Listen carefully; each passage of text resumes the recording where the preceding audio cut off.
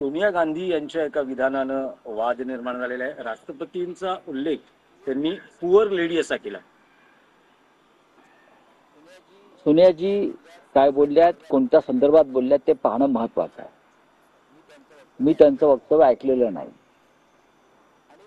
आणि या देशाच्या राष्ट्रपती पदावर एखादी पुअर लेडी बसली असेल तर ते कौतुकास्पद आहे ना।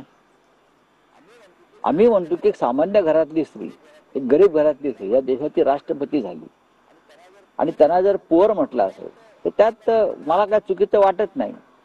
सामान्य माणसाला सर्वोच्च पदावर बसवण्याची भूमिका जर कोणी घेतली असेल आणि त्या बसल्या असतील पुअर लेडी म्हणून किंवा पुअर मॅन म्हणून, त्या अर्थाने सुद्धा पुअर होतं। आणि दुसरं म्हणजे दबावाखाली असलेली सर्वोच्च पदावरची व्यक्ती, त्यालाही पुअर मॅन किंवा पुअर लेडी म्हटलं जातं। रावसाहेब, त्याचा संदर्भ असा होता की काल संसदेत भाषण करताना राष्ट्रपती मुर्मू या थकल्यासारख्या वाटत होत्या।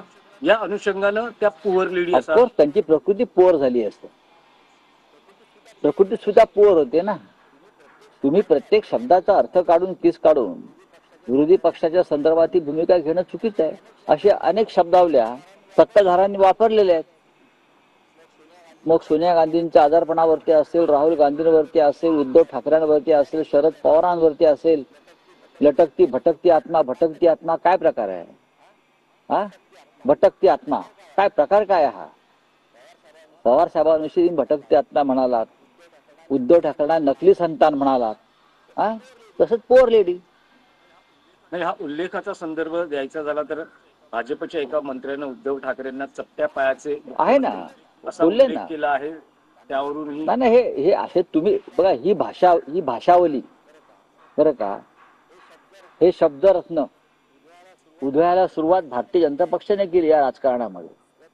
किंवा त्यांना असे शब्द जर कोणी परतफेडीनं देत असतील, पण राष्ट्रपतींचा सन्मान राहिला पाहिजे, राष्ट्रपतींविषयी अपशब्द वापरला जाऊ नये।